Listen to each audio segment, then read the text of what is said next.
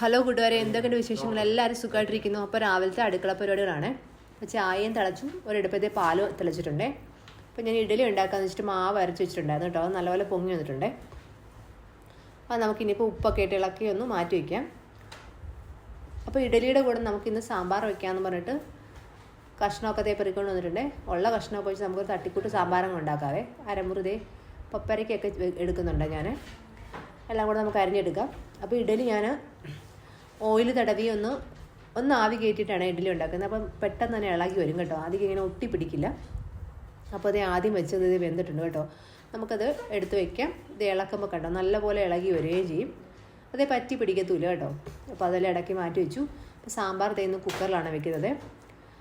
സവാളയൊക്കെ ഒന്ന് വഴറ്റിയിട്ട് പൊടിയൊക്കെ ചേർക്കുക. അപ്പോഴത്തേക്കതേ പരിപ്പൊക്കെ ഒന്ന് കഴുകി വെക്കുക. വേറെ ചിലപ്പോൾ ഞാൻ പരിപ്പിടാൻ മറന്നു പോകാറുണ്ട് ഇവിടെ സാമ്പാർ വയ്ക്കുമ്പോൾ.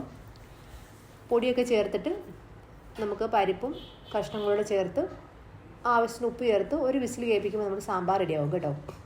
അപ്പോഴത്തേക്ക് തന്നെ ഒരാൾ വന്നിട്ടുണ്ട്, അമ്മ എന്തെങ്കിലും സഹായം വേണമെന്ന് വെച്ചിട്ട്. അപ്പോൾ ഞാൻ പറഞ്ഞു, നീ എന്നാൽ കറിവേപ്പില ഇട്ടോളാൻ പറഞ്ഞിട്ട് ഇതേ കറിവേപ്പില ഇടുവാണ്. അങ്ങനെ കുക്കർ അടച്ചു വെച്ച് നമുക്കത് വേവിച്ചെടുക്കാമേ.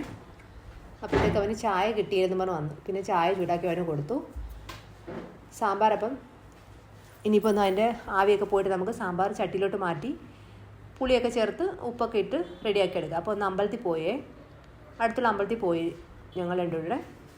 അവിടുത്തെ അങ്ങോട്ട് പോകുന്ന വഴിക്കുള്ള വിശേഷങ്ങളൊക്കെയാണ് കേട്ടോ. അപ്പോൾ വീഡിയോ കണ്ടിട്ട് എല്ലാവരും ഒന്ന് സപ്പോർട്ട് ചെയ്യാൻ മറക്കല്ലേ കേട്ടോ. ഒന്ന് സബ്സ്ക്രൈബ് ചെയ്തേക്കണേ. അപ്പോൾ അമ്പലത്തിൽ നിന്ന് തിരിച്ചു വന്നിട്ട് ഞങ്ങൾ ബ്രേക്ക്ഫാസ്റ്റ് കഴിച്ചത് കേട്ടോ. അപ്പോഴത്തേക്ക് ഏട്ടൻ ഇന്ന് ദോശ മതിയെന്ന് പറഞ്ഞു. അങ്ങനെ ദോശ ചേട്ടന് കൊടുത്തു, ഞാൻ ഇഡലിയും കഴിച്ചു കേട്ടോ. അപ്പോൾ ഇന്നത്തെ വിശേഷങ്ങളൊക്കെ അത്രയേ ഉള്ളൂ. Okay, by.